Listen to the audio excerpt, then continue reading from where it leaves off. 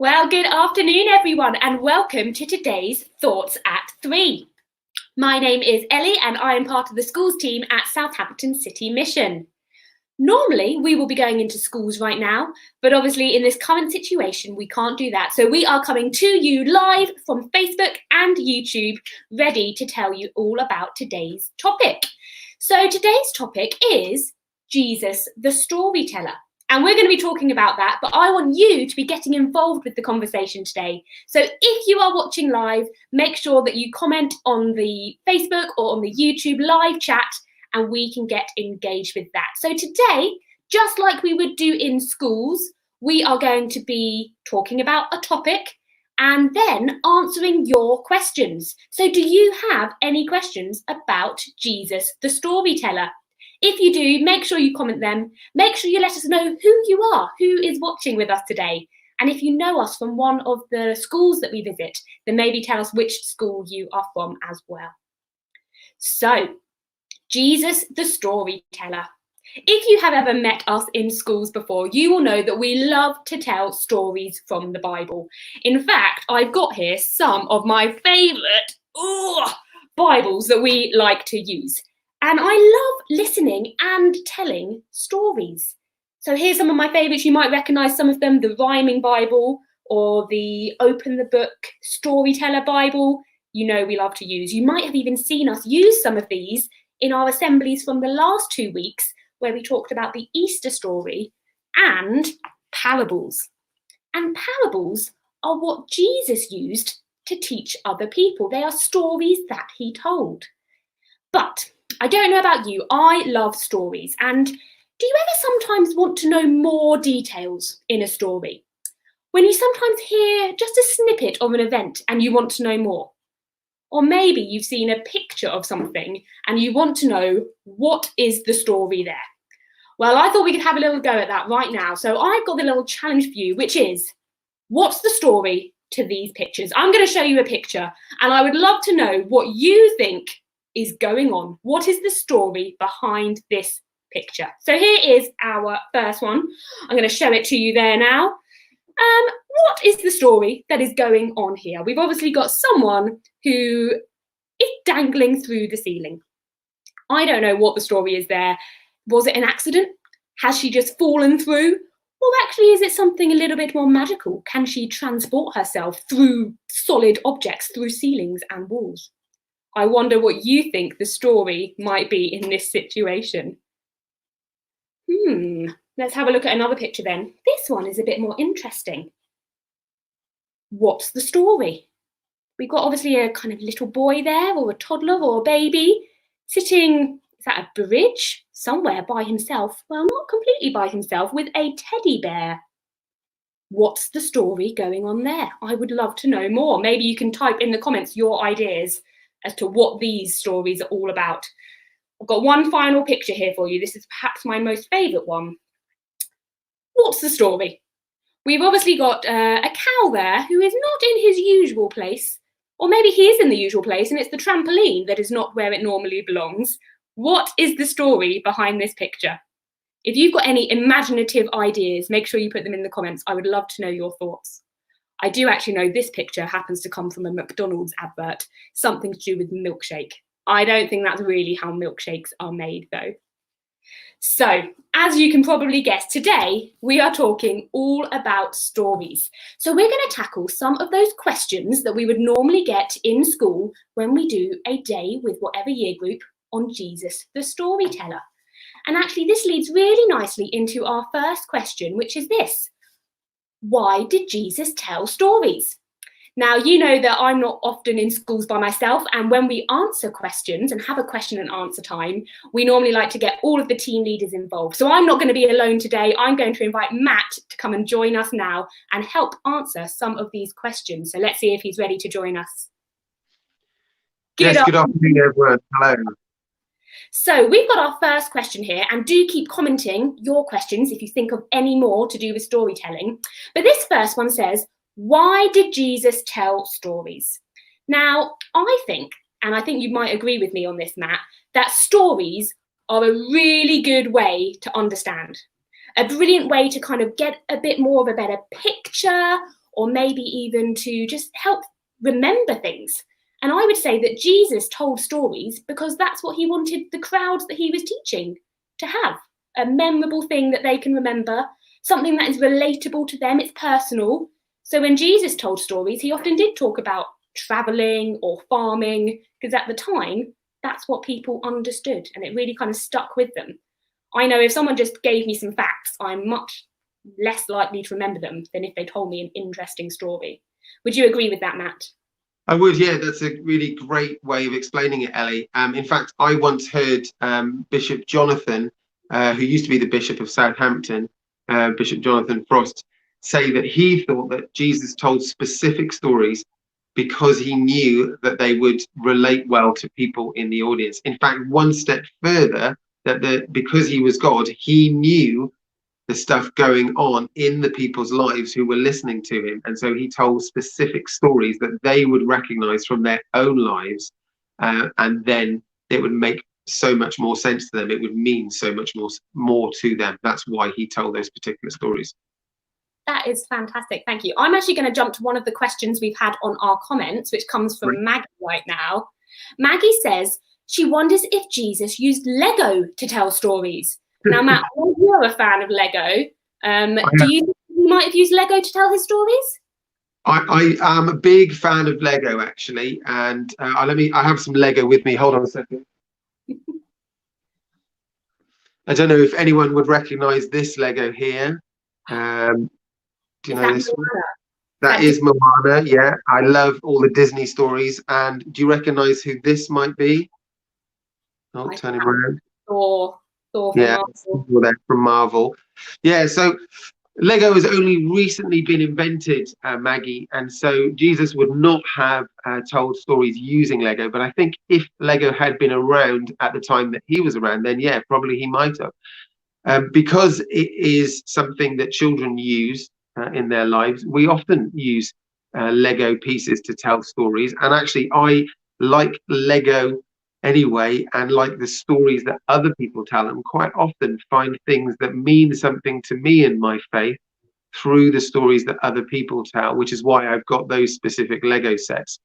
But then also, finally, there is something called the Lego Brick Bible, the Brick Testament, the Lego Bible, which has the whole Bible in Lego made pictures, which you can look at as well. So I hope that answers your question, Maggie.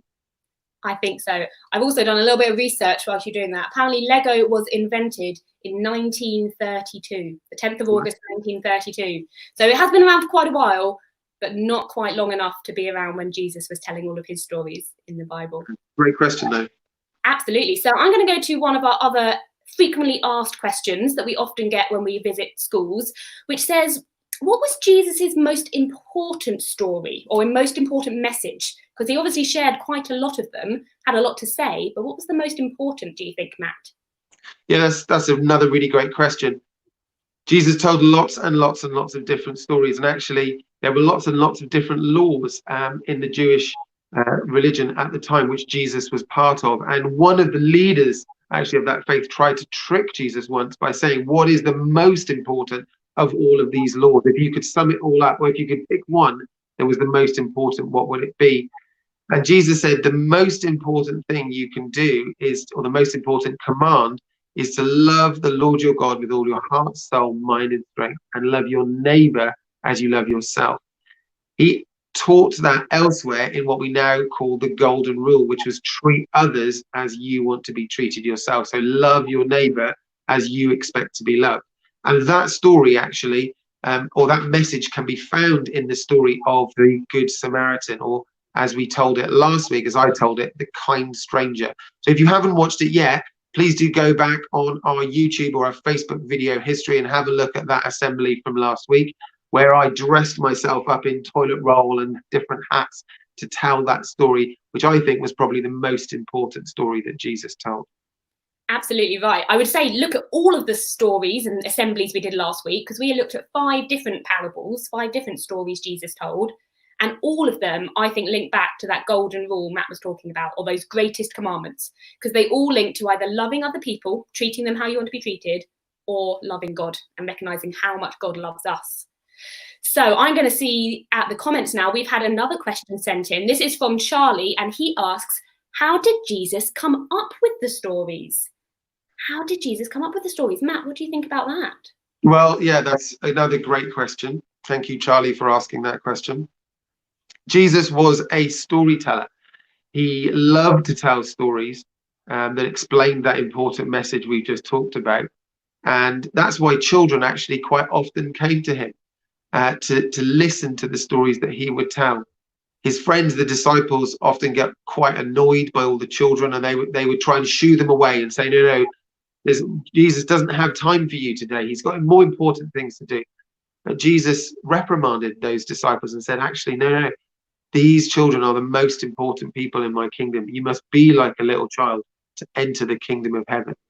And so I think he probably made up stories. He came up with the stories that the children would like to listen to, stories that they could relate to, stories that maybe they would find exciting, that they would find disgusting, like the story we told last week of the prodigal son, where the younger son had to go and eat the pig food. Stories that would expand their imagination, stories that would make them go, wow. So I think Jesus came up with these stories thinking about, well, what sort of story would children like to listen to? And that's probably how he came up with them, I think. Brilliant. Just guess. Yeah, I don't really know for definite, but I think that's a brilliant answer. And of course, for Christians, we believe that Jesus is God. And so he has all the power and all the knowledge of God, which means I think he knew exactly the right stories to tell, the right words to say, so that the right people could hear them at the right time as well. So this kind of leads into our probably final question for today. We might have time for one more if you want to comment it. But this question says, is Jesus real? Is God real? Is the Bible real? This is a question we often get asked when we go in to visit schools. And I would say that for Christians, yes, absolutely. We believe this is all true and real. For other people, I would say that Jesus definitely is real. In fact, even people that don't call themselves Christians would agree there really was a man called Jesus from Nazareth who lived on earth about 2,000 years ago and who went around telling stories. And there's lots of historical evidence for that fact. But what I think makes this relationship that I have with God even more real for me is because I felt it. So it's not just something I read about in a book or hear people tell me about, but I believe I have a relationship with God where he is my friend. I have felt him inside my heart, and I know that I've experienced him in real life. But really, that's something I believe, and I can't force anyone else to believe that. I'm sure Matt would agree with me when he says it's something he believes, but we can't force you to think the same thing that we think. But actually, that's why we call, when we go into school and do these RE days, we call them a question of faith day, because it is a question of faith. No one can force you to what you must believe, but it's up to you to decide. We can tell you the stories and tell you what we believe, but it's up to you to kind of research, look into that, and decide for yourself if you think this is all true and something relevant for your life today. Would you agree with that, Matt? Yeah, absolutely. I often say in schools that there's actually more empirical evidence for the existence of Jesus than there is for the Roman Emperor Caesar. And most serious historians in the world today would say that there was definitely, as you said, a person called Jesus who lived about 2,000 years ago, did miracles, taught amazing things through these stories, and then died on a cross. For us Christians, we believe that he was real, he really died and really rose again. But whatever you believe about that, there's no doubt that his stories that he told and the messages in those stories are some that have not been bettered before or since he was alive. And actually tomorrow, I'm going to be looking at ideas about God and sort of helping people to think about, if he is real, then what is God like? So quick plug for my assembly tomorrow then. Absolutely. I will remind everyone of what your assembly is about tomorrow. But I want to say thank you, Matt, for joining me for my questions today. We will be seeing you tomorrow, but thank you very much. Goodbye for now. See you soon. So we've got a few minutes left. I'm going to have a little look through the comments, those of you that have been joining in with us live today, and see what you have been thinking. I'm going to go to Teresa first, who took on the challenge I set at the beginning about what is the story behind these pictures. She says that this one might be, I can't meet up with my friends at the moment, but it's safe to play with my teddy bears. Teresa, I love that idea. I think maybe this is a story that might even link to our coronavirus lockdown right now, how we might feel alone, but we've still got our teddy bears, just like this person in this picture. Love it. We've had a few other people joining in the conversation. We can say hello to Paul, who also says that there's a great animation short film about the history of Lego on YouTube. Oh, there you go then. So if, like Matt, you are a fan of Lego and want to find out a bit more about it, after you subscribe to our YouTube channel, you should go and have a look for that video as well. I think that's a brilliant idea. So maybe on the comments of this video, you could ask people, you could have a go at telling us which story that Jesus told is your favourite. Is there a story that maybe you heard us tell in school, maybe you heard us say last week, that you think is your absolute favourite story that Jesus told? Well, we are going to go to a time of prayer now, like we do at the end of every day in school, in every assembly, and every online assembly as well. Like always, it is an opt-in prayer. You don't have to join in, but if you do agree with what I'm saying, then you can just say Amen at the end. Let's spend some time in prayer now. Dear God, thank you for all the wonderful stories that Jesus told.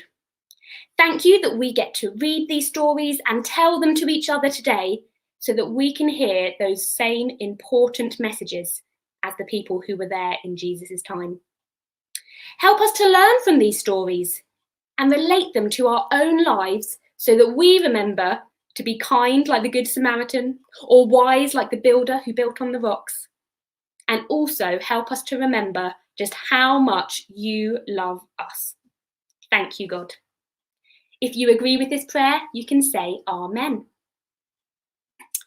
Well, that is, I'm afraid, all we've got time for today. We've got a few people joining in with the prayer and saying Amen, which is fantastic. But for now, I want to remind you about tomorrow's Thoughts at 3. Matt will be back, like he mentioned, at 3 o'clock tomorrow. That is Thursday, the 23rd of April. And Matt is going to be talking to us all about God, ideas about God. So if you've got any questions on that topic, comment them on this video below, or maybe you could even share an email with us. I will put the email address up to remind you how to get in contact. There it is right there.